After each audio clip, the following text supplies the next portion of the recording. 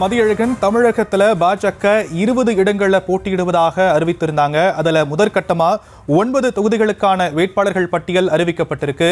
மீதம் இருக்கக்கூடிய 11 தொகுதிகளுக்கான வேட்பாளர்கள் எந்தெந்த தொகுதிகளை அறிவிக்கப்பட வாய்ப்பு இருக்கு, யார் யார் அறிவிக்கப்பட வாய்ப்பு இருக்கு?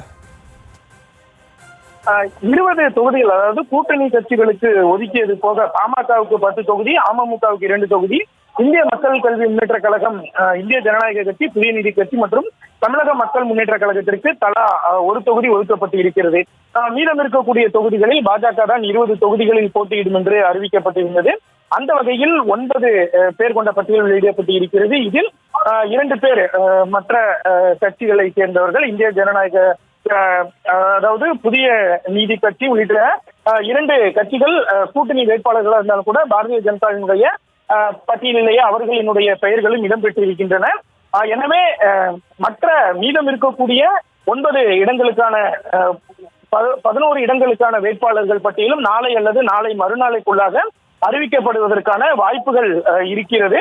அதாவது பாஜக 20 தொகுதியிலும் கூட்டணி கட்சிகளை சேர்ந்த 4 பேர், மொத்தம் 24 பேர் தாமரை சின்னத்தில் போட்டியிடுவார்கள் என்று அறிவிக்கப்பட்டு இருக்கிறது. அந்த வகையில் தற்பொழுது 9 பேர் மட்டுமே அறிவிக்கப்பட்டு இருக்கிறார்கள். எனவே மீதம் இருக்கக்கூடியவர்களுக்கான பட்டியலும் நாளை அல்லது நாளை மறுநாள் விரைவாகவே வெளியிடுவதற்கான வாய்ப்புகள் இருக்கின்றன.